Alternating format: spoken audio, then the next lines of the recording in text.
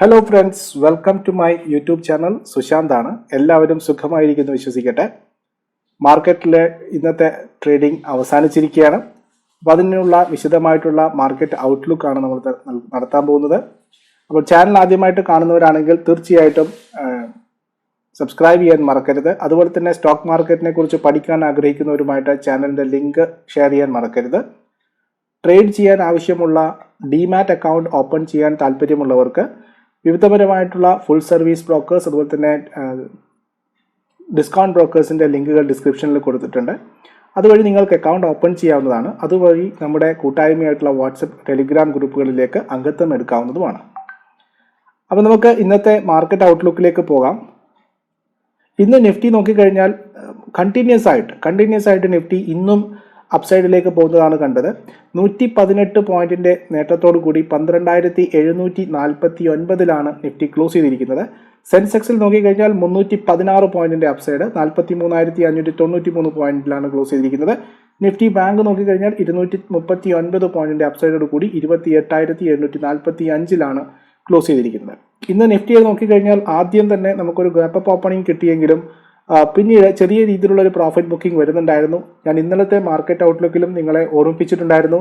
ഓരോ ഹൈ ലെവലിലേക്ക് വരുമ്പോഴും മാർക്കറ്റിൽ വളരെ കെയർഫുൾ ആയിട്ടുള്ള മൂവാണ് നടക്കുന്നത്. ഒരു കറക്ഷൻ എല്ലാവരും ഡ്യൂ ആയതുപോലെ കാണിക്കുന്നു.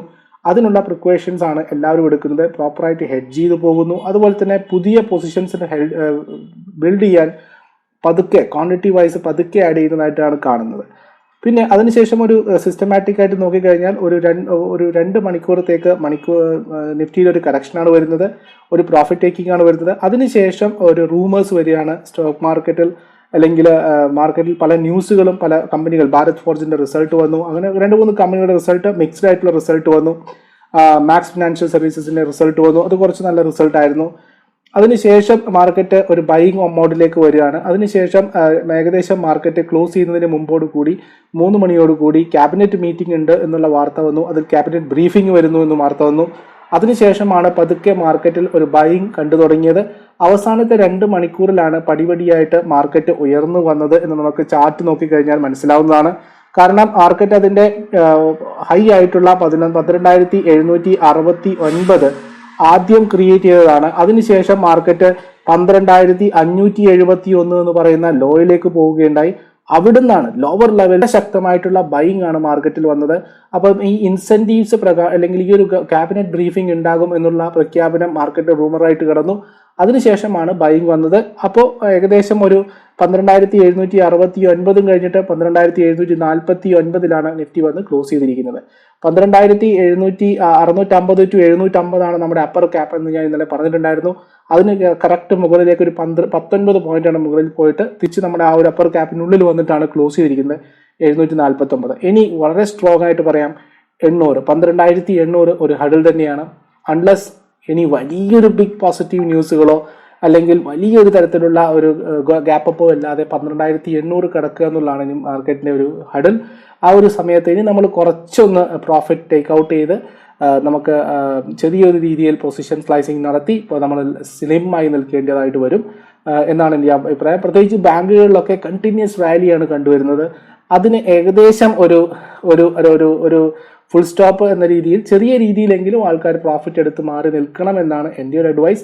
12,800 എന്ന് പറയുന്നത്. അതിനപ്പുറത്തേക്ക് ഇനി വരുന്നുണ്ടെങ്കിൽ ഷോർട്ട് റൈറ്റിംഗ് അല്ലെങ്കിൽ ഒരു ഷോർട്ട് കവറിംഗ് റാലി വരുന്നുണ്ടെങ്കിൽ മാത്രമാണ് ഇനിയൊരു 100-120 പോയിന്റിന്റെ അപ്സൈഡ് കാണാനുള്ള സാധ്യത. അപ്പോൾ അല്ലെങ്കിൽ 12,800 നിഫ്റ്റിയെ സംബന്ധിച്ചിട്ട് ഒരു സ്ട്രോങ് റെസിസ്റ്റൻസ് ആയിട്ട് ഹോൾഡ് ചെയ്യും. നമുക്ക് നാളത്തെ മാർക്കറ്റും മറ്റുള്ള കാര്യങ്ങളും കൃത്യമായിട്ട് അനലൈസ് ചെയ്യേണ്ടതായിട്ടുണ്ട്. ഇനി താഴോട്ട് നോക്കുകയാണെങ്കിൽ ബേസ് ലൈൻ കണ്ടിന്യൂസ് ആയിട്ട് ഷിഫ്റ്റ് ചെയ്തുകൊണ്ടിരിക്കുകയാണ്. പുട്ട് റൈറ്റേഴ്സ് ആക്റ്റീവ് ആയിരുന്നു. അത് അവരുടെ റിസൾട്ട് ഏകദേശം 12,600-650 ഇപ്പോൾ ബേസ് ഷിഫ്റ്റ് ചെയ്തിരിക്കുന്നത്. അപ്പോൾ ലോവർ ക്യാപിറ്റൽ 12,600 to 12,650, മുകളിലേക്ക് 12,800 ഫസ്റ്റ് റെസിസ്റ്റൻസ്. അതിനുശേഷം 12,840 to 80 റേഞ്ച്. അവിടെ എത്തുമ്പോഴാണ് നമുക്കിനി ഒരു ഹെവി റെസിസ്റ്റൻസ് ഫീൽ ചെയ്യാൻ സാധ്യത. അപ്പോൾ ഇന്ന് പ്രധാനമായിട്ടും റിസൾട്ടുകൾ വന്നു, മറ്റു പല കാര്യങ്ങളും നിഫ്റ്റിയെ സ്വാധീനിച്ചു. അവസാനത്തെ മിനിറ്റുകൾ, അരമണിക്കൂറിൽ cabinet briefing, Nirmala Sitharaman finance minister PLI scheme, അതായത് പ്രൊഡക്ഷൻ ലിങ്ക്ഡ് ഇൻസെന്റീവ്സ് സ്കീമുമായിട്ട് വന്നു. ഏകദേശം 10ഓളം ഇൻഡസ്ട്രീസിനാണ് ഇതിൻ്റെ ബെനിഫിറ്റ് കിട്ടാൻ പോകുന്നത്. അതുമായിട്ട് ബന്ധപ്പെട്ടിട്ടുള്ള ചർച്ചകൾ നമുക്ക് കൃത്യമായിട്ട് നടത്താം. അതിനു മുമ്പ് ഇന്ന് നാളെ റിസൾട്ടുള്ള പ്രധാന കമ്പനികളൊന്ന് നോക്കാം. നാളെ റിസൾട്ടുള്ള കമ്പനികളിൽ ലാർജ് ക്യാപ്പിൽ വരുന്ന കമ്പനികൾ ഐഷർ മോട്ടോഴ്സും ഗ്രാസിം ഇൻഡസ്ട്രീസുമാണ്. അതുപോലെ തന്നെ മിഡ് ക്യാപ് കമ്പനീസ് ആയിട്ടുള്ള Jubilant Food, PFC, Page Industries, IRCTC, Sun TV, Natco pharma, Phoenix mill, ഇത്രയും കമ്പനികളുടെ മിഡ് ക്യാപ്പിൽ നിന്നുള്ള റിസൾട്ടുകൾ നാളെ എക്സ്പെക്ട് ചെയ്യുന്നു. സ്മോൾ ക്യാപ് കമ്പനികളായിട്ടുള്ള Fortis health care, Bombay Burmah, Mahanagar gas, Timken, SL Propack, Advani feed, ഹഡ്കോ, ഇൻഫിബീം, അലോക് ഇൻഡസ്ട്രീസ്, ഇത്രയും കമ്പനികൾ സ്മോൾ ക്യാപിറ്റിൽ നിന്നും നാളെ റിസൾട്ട് ആയിട്ട് വരുന്നുണ്ട്. മൈക്രോ ക്യാപ് കമ്പനികളായിട്ടുള്ള ജെക്കറ്റ് ഇന്ത്യ, ഇൻഡാഗ്ലൈസോൾ, ഹെമിസ്ഫിയർ പ്രോപ്പർട്ടീസ്, ഷാൻലിയർ electricals, Jai corporation, health care global, Federal മൊഗോൾ, Gabriel India, അമൃതാജൻ health, ഇത്രയും കമ്പനികളുടെ റിസൾട്ട് മൈക്രോ ക്യാപ് കമ്പനികളും കൊണ്ടുവരുന്നുണ്ട്. അപ്പോൾ നമുക്ക് പ്രധാനപ്പെട്ട റിസൾട്ടുകൾ, ഇന്ന് വന്ന റിസൾട്ടുകൾ ഒന്ന് നോക്കാം. ഭാരത് ഫോർജിന്റെ റിസൾട്ടാണ് ആദ്യം വന്നിരിക്കുന്നത്. 70 കോടി രൂപ, 70,25,00,000 രൂപയുടെ പ്രോഫിറ്റാണ് രേഖപ്പെടുത്തിയിരിക്കുന്നത്. കഴിഞ്ഞ ക്വാർട്ടറിൽ 240 കോടി രൂപ പ്രോഫിറ്റ് ഉണ്ടാക്കിയ കമ്പനിയാണ് ഇപ്പോൾ 70 കോടി രൂപയായിട്ട് കുറഞ്ഞിരിക്കുന്നത്. അതുപോലെ തന്നെ കഴിഞ്ഞ വർഷത്തെയാണ് കേട്ടോ, കഴിഞ്ഞ വർഷം 240 കോടി ഉണ്ടായിരുന്നതാണ് ഇപ്പോൾ ഈ ക്വാർട്ടറിൽ 70, കഴിഞ്ഞ വർഷം ഈ ക്വാർട്ടറിൽ ഉണ്ടാക്കിയ പ്രോഫിറ്റ് 240 കോടി രൂപ, ഈ ക്വാർട്ടറിൽ 70 കോടി രൂപ, അതായത് 1/3 കുറഞ്ഞിരിക്കുന്നു നമുക്കറിയാം. Market expectation 98 കോടിയായിരുന്നു. 98 കോടി 86 ലക്ഷത്തിന്റെ എക്സ്പെക്ടേഷനിലാണ് മാർക്കറ്റിൽ ഉണ്ടായിരുന്നത്. അപ്പോൾ എക്സ്പെക്ടേഷനിലും വളരെ വലിയ ഇടിവിലാണ് ഭാരത് ഫോർജിന്റെ റിസൾട്ട് വന്നിരിക്കുന്നത്. അതുപോലെ തന്നെ ഗോദ്രേജ് ഇൻഡസ്ട്രി നമ്മൾ നല്ല റിസൾട്ട് എക്സ്പെക്ട് ചെയ്തായിരുന്നു. പക്ഷേ ചെറിയൊരു റിസൾട്ട് വന്നിരിക്കുന്നത്. പ്രോഫിറ്റ് 150 കോടി രൂപയാണ് രേഖപ്പെടുത്തിയിരിക്കുന്നത്. കഴിഞ്ഞ വർഷം ഇതേസമയം 310 കോടി രൂപ പ്രോഫിറ്റ് ഉണ്ടാക്കിയ കമ്പനി വെറും 150 കോടി രൂപയുടെ പ്രോഫിറ്റ്. LIC ഹൗസിംഗ് ഫിനാൻസ് എല്ലാവരും പ്രതീക്ഷയോടെ കണ്ടൊരു കമ്പനിയാണ്. നെറ്റ് പ്രോഫിറ്റ് ഏകദേശം 790 കോടി രൂപയുടെ പ്രോഫിറ്റാണ് വന്നിരിക്കുന്നത്. കഴിഞ്ഞ വർഷം ഇതേസമയം 770 കോടി രൂപ, അതായത് 20 കോടി രൂപയുടെ അധിക പ്രോഫിറ്റ് രേഖപ്പെടുത്തി. 705 കോടി രൂപയുടെ പ്രോഫിറ്റാണ് മാർക്കറ്റിൽ LICയിൽ നിന്നും മാർക്കറ്റ് എക്സ്പെക്ട് ചെയ്തത് എന്നുള്ളതാണ്. ഇനി ഇന്നലെ മാർക്കറ്റിന് ശേഷം വന്ന കുറച്ച് കമ്പനികളുടെ റിസൾട്ടുകൾ നോക്കാം. ആരതി ഇൻഡസ്ട്രീസിന്റെ പ്രോഫിറ്റ് ഏകദേശം 140 കോടി രൂപയാണ്. കഴിഞ്ഞ വർഷമായിട്ട് നോക്കുകയാണെങ്കിൽ ഏകദേശം 5% അടുപ്പിച്ച് ഇയർ ഓൺ ഇയറിൽ പ്രോഫിറ്റിൽ കുറവ് വന്നിരിക്കുന്നു. റവന്യൂ സെയിൽസ് നോക്കിക്കഴിഞ്ഞാൽ 1173 കോടി രൂപയുടെ സെയിൽസാണ് രേഖപ്പെടുത്തിയിരിക്കുന്നത്. സെയിൽസും 18.68% താഴ്ചയിലാണ് കഴിഞ്ഞ വർഷത്തെ കമ്പയർ ചെയ്യുമ്പോൾ വന്നിരിക്കുന്നത്. അതുപോലെ തന്നെ ആസ്റ്റർ മെഡിക്കൽ, ഞാനൊരു വീഡിയോ ഒക്കെ ചെയ്തിട്ടുണ്ടായിരുന്നു ആസ്റ്ററിനെ. പ്രോഫിറ്റ് വന്നിരിക്കുന്നത് 32 കോടി 86 ലക്ഷം രൂപയാണ്.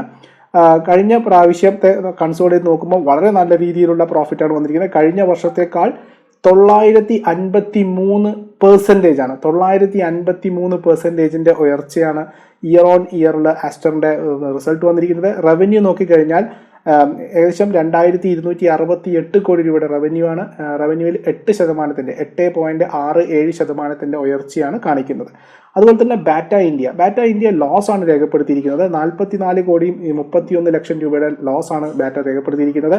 കഴിഞ്ഞ പ്രാവശ്യം 71 കോടി രൂപ 30 ലക്ഷം പ്രോഫിറ്റ് ഉണ്ടായ സ്ഥാനത്താണ് ഇപ്പം വെറും 44 കോടി രൂപ 31 ലക്ഷമായി കുറഞ്ഞിരിക്കുന്നത്.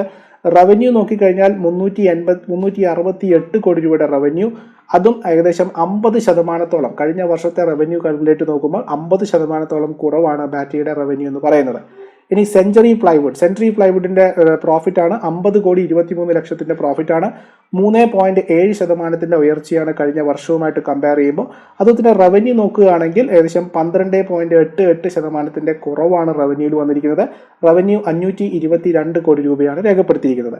അതുപോലെ തന്നെ ചാലിയറ്റ് ഹോട്ടൽസ്, ഇതിൽ ലോസ് ആണ് 427 കോടി രൂപയുടെ ലോസ് ആണ് വന്നിരിക്കുന്നത്. 102 മില്യൺ പ്രോഫിറ്റ് ഉണ്ടായ സ്ഥാനത്താണ് ഇപ്പോൾ ലോസ് ആയിട്ട് 427 കോടി രൂപ കമ്പനി റിസൾട്ട്. ഹോട്ടൽ ഇൻഡസ്ട്രിയിൽ കണ്ടിന്യൂസ് ആയിട്ട് വരുന്ന ഹാമറിംഗ് ആണ് നമ്മൾ കണ്ടുകൊണ്ടിരിക്കുന്നത്.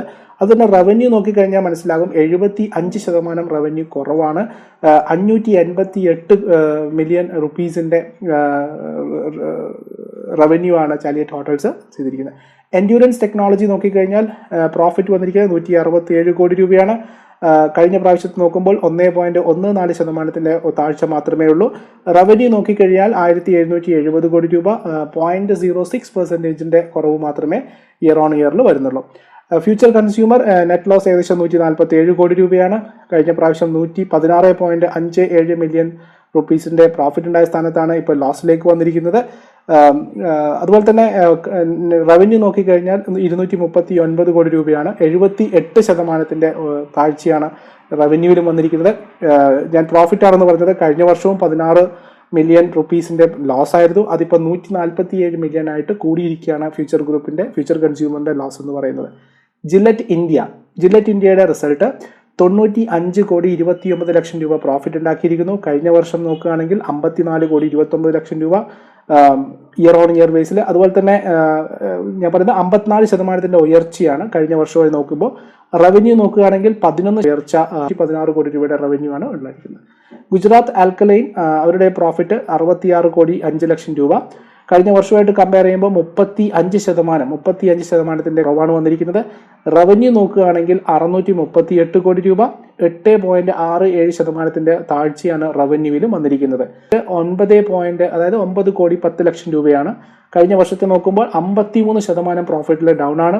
റവന്യൂ നോക്കുകയാണെങ്കിൽ 295 കോടി രൂപയുടെ റവന്യൂ, 2.44% കുറവാണ് റവന്യൂ കൂടിയിരിക്കുകയാണ്. ഇൻഫോ എഡ്ജ് പ്രധാനപ്പെട്ട റിസൾട്ടാണ്. ഇൻഫോ എഡ്ജ് പ്രോഫിറ്റ് വന്നിരിക്കുന്നത് 328 കോടി രൂപയാണ്. കഴിഞ്ഞ പ്രാവശ്യം 109 കോടി രൂപ ലോസിലായിരുന്നു. റവന്യൂ നോക്കിക്കഴിഞ്ഞാൽ 261 കോടി രൂപയുടെ റവന്യൂ ആണ്. ഏകദേശം 21% കുറവാണ് കഴിഞ്ഞ വർഷം അപേക്ഷിച്ച് നോക്കുമ്പോൾ. JB കെമിക്കൽസ് പ്രോഫിറ്റ് ആണ് 73 കോടി രൂപ, 82 ലക്ഷം. കഴിഞ്ഞ വർഷവുമായിട്ട് കമ്പയർ ചെയ്യുമ്പോൾ 21% കുറവാണ്. അതുപോലെ തന്നെ റവന്യൂ നോക്കിക്കഴിഞ്ഞാൽ 444 കോടി രൂപ, 2.82% കുറവാണ് റവന്യൂവിലും രേഖപ്പെടുത്തിയിരിക്കുന്നത്. ലക്സ് ഇൻഡസ്ട്രീസ് 51 കോടി രൂപയുടെ പ്രോഫിറ്റ്, ഏകദേശം 26% ഉയർച്ച.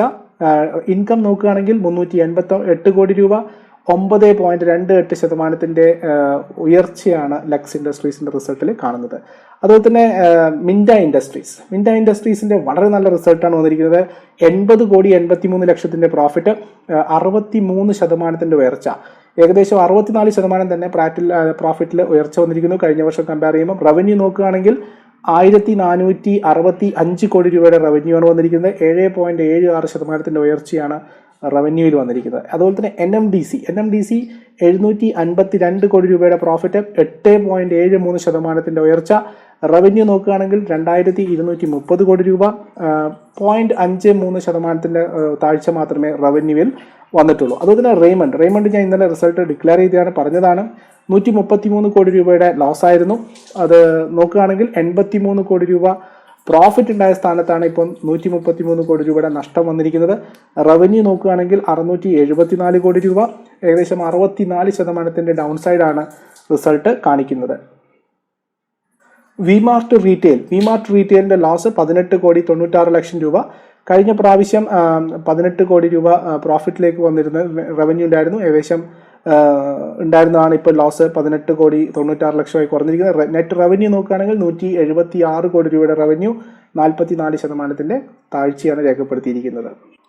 നമ്മുടെ ഇന്ത്യൻ ഇൻഡസ്ട്രീസിനെ പ്രൊമോട്ട് ചെയ്യാൻ വേണ്ടിയിട്ടാണ് ഗവൺമെന്റ് പ്രൊഡക്ഷൻ ലിങ്ക്ഡ് ഇൻസെന്റീവ് സ്കീമുമായിട്ട് വന്നിരിക്കുന്നത്. കാരണം അവരുടെ കൂടുതലായിട്ട് പ്രൊഡ്യൂസ് ചെയ്യുന്നതിനായിട്ട് ഗവൺമെന്റിന്റെ ഭാഗത്തു നിന്നുള്ള അസിസ്റ്റൻസ് കൂടുക എന്നുള്ളതാണ്. അപ്പം നമ്മുടെ ഫിനാൻഷ്യലി പല ഇൻഡസ്ട്രീസിൻ്റെയും പരാജയ കാരണം അവസാനം ഡെപ്റ്റുകൾ ഓവറായിട്ടാണ് നമുക്കറിയാം.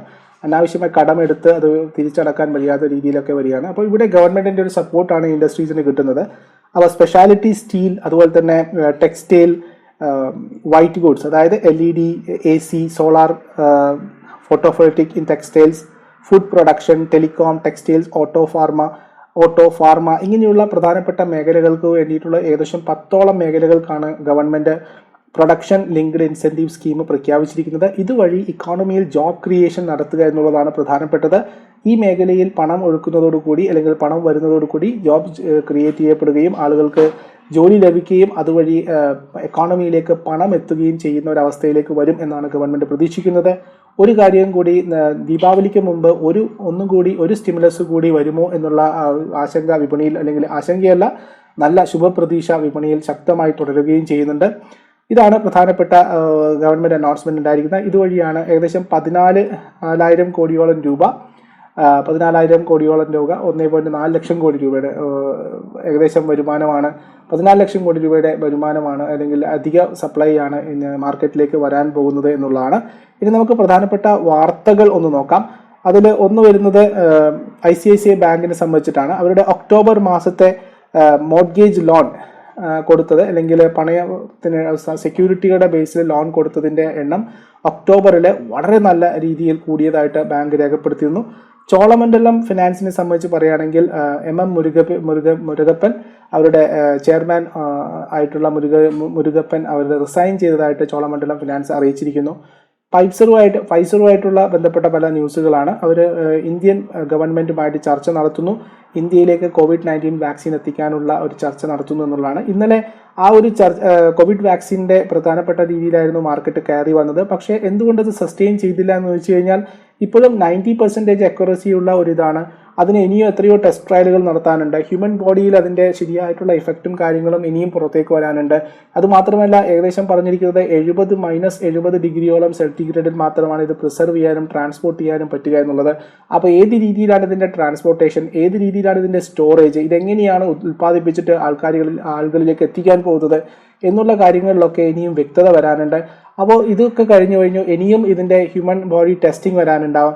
ഏകദേശം 40,000-ഓളം ആൾക്കാരിലാണ് ജൂലൈ 27 മുതൽ ഇതിൻ്റെ ടെസ്റ്റിംഗ് നടന്നിരിക്കുന്നത്. പല രാജ്യങ്ങളിൽ നിന്നും, പല ഭൂഖണ്ഡങ്ങളിൽ നിന്നും, പല വിഭാഗത്തിൽപ്പെട്ട ആളുകളെയാണ്. അതിൽ കുട്ടികളുണ്ട്, അതിൽ വളരെ സിവിയർ ആയിട്ടുള്ള എഫക്റ്റ് ചെയ്തിട്ടുള്ള ഇൽനെസ് ആയിട്ടുള്ള ആൾക്കാർ, പല രോഗങ്ങളും ഉള്ളവരും എല്ലാവരിലും കമ്പനി പരീക്ഷണങ്ങൾ നടത്തിയിട്ടുണ്ട്. 40,000-ലധികം ആളുകളെയാണ് ഇതിനു വേണ്ടിയിട്ട് ഉപയോഗിച്ചിരിക്കുന്നത്. അപ്പോൾ ഇനിയും ടെസ്റ്റ് റിസൾട്ട് കൂടുതൽ വന്ന് അക്യുറസി ഉറപ്പുവരുത്തിയതിനു ശേഷം മാത്രമേ ഒരു വാക്സിനിലേക്ക് പോകും എന്നുള്ള വിശദമായിട്ടുള്ള റിപ്പോർട്ടുകളൊക്കെ കണ്ടു. അതൊക്കെയാണ് ഇപ്പോഴും ഒരു അനിശ്ചിതത്വം തുടരുന്നത്. നമുക്ക് 90% എഫിക്കസി മാത്രമേ കമ്പനി അവകാശപ്പെടുന്നുള്ളൂ. അതിന് എത്രമാത്രം ഇനി വാലിഡിറ്റി വരും എന്നുള്ളത് നമുക്ക് വരും ദിവസങ്ങളിൽ കാണണം. പക്ഷേ ഫൈസർ പല കമ്പനികളും പല രാജ്യങ്ങളുമായിട്ടും പല സർക്കാരുകളുമായിട്ടും കരാറുകളിൽ ഏർപ്പെടുന്നതായിട്ട് നമുക്ക് കാണുന്നു. അതിൽ നിന്നും കമ്പനി കോൺഫിഡൻ്റ് ആണ്, കമ്പനിക്ക് വളരെ നല്ല വിശ്വാസമുണ്ട് ഈ വാക്സിൻ പ്രൊഡ്യൂസ് ചെയ്ത് ലോകത്ത് എവിടെയും എത്തിക്കാനുള്ള നെറ്റ്വർക്കിംഗ് സിസ്റ്റം സെറ്റ് ചെയ്യാൻ പറ്റും എന്നുള്ള വിശ്വാസം കമ്പനി കാണിക്കുന്നു എന്നുള്ളതാണ് ഒരു പോസിറ്റീവായിട്ടുള്ള കാണിക്കുന്നത്. KPIT ടെക്നോളജിയെ സംബന്ധിച്ചുള്ള ഒരു ന്യൂസാണ് വന്നിരിക്കുന്നത്. അവർക്ക് വർഷങ്ങളോളം BMW ഗ്രൂപ്പുമായിട്ട് ഒരു കരാറിൽ ഏർപ്പെട്ടിരിക്കുന്നു എന്നുള്ള വാർത്തയാണ് KPIT ടെക്നോളജിയുമായിട്ട് ബന്ധപ്പെട്ടിട്ടുള്ളത്. ഗ്ലെൻമാർ ഫാർമയ്ക്ക് US FDA അപ്രൂവൽ കിട്ടിയിരിക്കുന്നു. പ്രൊഫ്രാഗാബ് ക്യാപ്സ്യൂൾസ് എന്ന് പറയുന്ന മരുന്നിനാണ് അവർക്ക് FDA അപ്രൂവൽ കിട്ടിയിരിക്കുന്നത്. അതുപോലെ തന്നെ JSW സ്റ്റീലിൻ്റെ പ്രൊഡക്ഷൻ 7% കൂടിയിരിക്കുന്നു എന്നുള്ളതാണ്. അത് സ്റ്റോക്കിലും, അതുപോലെ തന്നെ സ്റ്റീൽ പ്രൊഡക്ഷൻ ഏകദേശം 16%, റോൾഡ് സ്റ്റീൽ എന്ന് പറയുന്ന പ്രത്യേക കാറ്റഗറി 16%-ഓളം കൂടിയിരിക്കുന്നു. ഒക്ടോബറിലുള്ള പാസഞ്ചർ കാർ സെയിൽസുകൾ 9.7% ഉയർച്ച, 2 വീലർ സെയിൽസ് ഏകദേശം 16.9% ഉയർച്ചയും, മോട്ടോർ സൈക്കിളുകളുടെ സെയിൽസ് 23.8% കൂടി എന്നുള്ള വാർത്തയാണ് വിപണിയെ സ്വാധീനിച്ച മറ്റൊരു വാർത്ത. കാരണം ഇത് ഇത്രയും വലിയ ഓട്ടോമൊബൈൽ സെയിൽസ് നടക്കുന്ന സമയത്ത് ഡിമാൻഡ് പിക്കപ്പ് ആവുകയാണ് ചെയ്യുന്നത്. ആൾക്കാരുടെ ഡിസ്പോസിബിൾ ഇൻകം മാർക്കറ്റിലേക്ക് വരുന്നു എന്നുള്ളതാണ്. അതുപോലെ തന്നെ ഫൈസറുടെ കാര്യം ഞാൻ പറഞ്ഞു.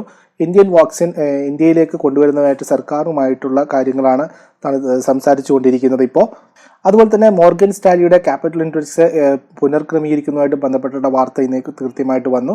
നവംബർ 30 മുതൽ ACC, അദാനി ഗ്രീൻ എനർജി, അതുപോലെ തന്നെ Apollo hospital, Balakrishna industries, Ipca laboratories, Kotak Mahindra bank, Larsen and Toubro, MRF, Muthoot finance, PI industries, Trent and yes bank, ഇത്രയും ഷെയറുകളാണ് MSI അല്ലെങ്കിൽ മോർഗൻ സ്റ്റാൻലിയുടെ ക്യാപിറ്റൽ ഇൻഫർമേഷൻ ഇൻഡെക്സിലേക്ക് വരുന്നത്.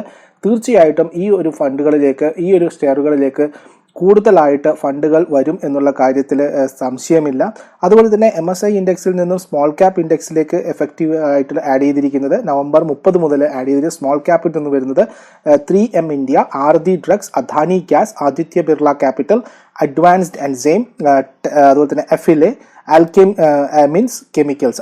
അമീൻ chemicals, Aster DM health care, Birla soft, Bombay Burmah, അതുപോലെ തന്നെ Castrol India, CDSL, central depository, Cyient limited, fine organic, first source solutions, technical fibre, Infibeam, avenues IOL chemicals, അതുപോലെ തന്നെ L&T Finance, LIC Housing Finance, Max Financial Services, Mindspace Business Retail, Narayana Hrudayalaya, Ratnamani Metals and Tubes, Tanila Solutions, Thyrocare Technologies, Vaibhav Global, Sensar Technologies and Sirius Wellness. ഇത്രയും കമ്പനികൾ MSCIയുടെ അതുപോലെ തന്നെ Morgan സ്റ്റാൻലിയുടെ ഇതേ ഇൻഡെക്സിലേക്ക് small ക്യാപ്പിൽ നിന്നും add ചെയ്യാൻ പോകുന്നു എന്നുള്ളതാണ്.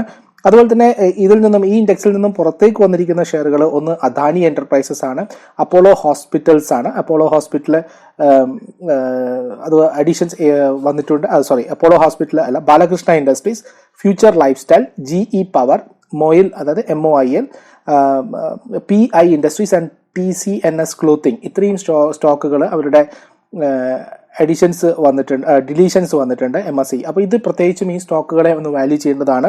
കാരണം ഈ പറയുന്ന ദിവസങ്ങളിൽ, ഇനി വരുന്ന ദിവസങ്ങളിൽ മറ്റു മൾട്ടി ക്യാപ് ഫണ്ടുകൾ, അതായത് രാജ്യത്തിന് പുറത്തുള്ള ഫണ്ടുകൾ ഈ കമ്പനിയിലേക്ക് നിക്ഷേപത്തിനുള്ള, അതായത് മോർഗൻ സ്റ്റാൻലി അതിന് ലിസ്റ്റ് ചെയ്തിരിക്കുന്നു, ഇത്രയും സ്റ്റോക്കുകളെ ഉൾപ്പെടുത്തിയിരിക്കുന്നു എന്ന് പറയുന്നത് അവരുടെ ഒരു പ്രാഥമിക സ്റ്റഡീസിന് ശേഷമാണ്, അവരുടെ കംപ്ലീറ്റ് ആയിട്ടുള്ള തെറോ സ്റ്റഡീസിന് ശേഷമാണ്. അപ്പോൾ ഇതിലേക്ക് ഇനി ഈ ഇൻഡെക്സിന്റെ ഫലമായിട്ടുള്ള ഫണ്ടുകൾ, ഇനി ഇത് മാത്രം ഫോളോ ചെയ്യുന്ന ഫണ്ടുകൾ ഉണ്ടാവാം. അവർ തീർച്ചയായിട്ടും ഇങ്ങനെയുള്ള കമ്പനികളിലേക്ക് നിക്ഷേപം ഇറക്കാൻ സാധ്യതയുണ്ട്. അങ്ങനെയാണെങ്കിൽ ഈ സ്റ്റോക്കുകളിലൊക്കെ നല്ലൊരു രീതിയിലുള്ള അപ്സൈഡ് കാണാനുള്ള സാധ്യതകളും ഉണ്ട്. പക്ഷേ ഇതൊന്നും ഒരു റെക്കമെൻഡേഷൻ ആയിട്ട് എടുക്കരുത്. ഇത് നിങ്ങൾ നോക്കി ഈ സ്റ്റോക്കുകളിലൊക്കെ ഇങ്ങനൊരു ന്യൂസ് വന്നിട്ടുണ്ട് എന്നുള്ള കാര്യം മനസ്സിലാക്കുക.